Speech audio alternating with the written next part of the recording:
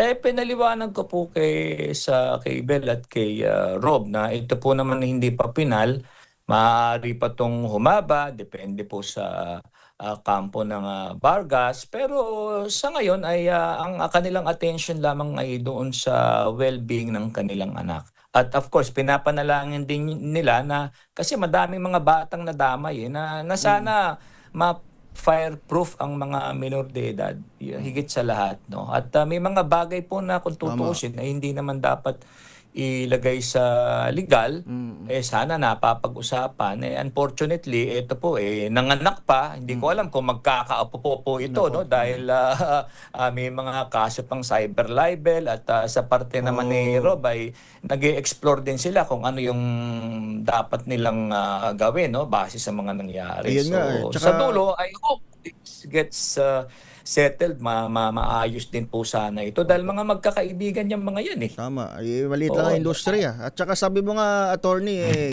even yung family ay nakaranas nga rin ng backlash from the ay sobra netizens. Oo, kaya sobra, sobra. In fact, ito talaga. In fact, we're planning really to take action dahil ayan, oo. direktang threat, talagang may mga kasong pagpatay kung ano man.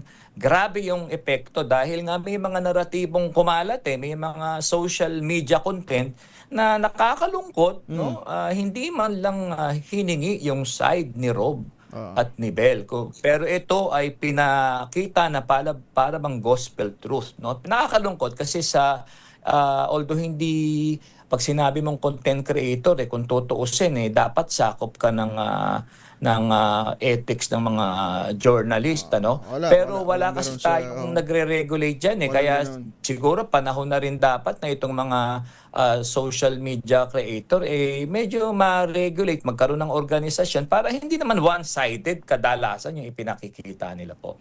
Alright, maraming salamat sa oras niyo ho, Yes, Attorney salamat. DJ.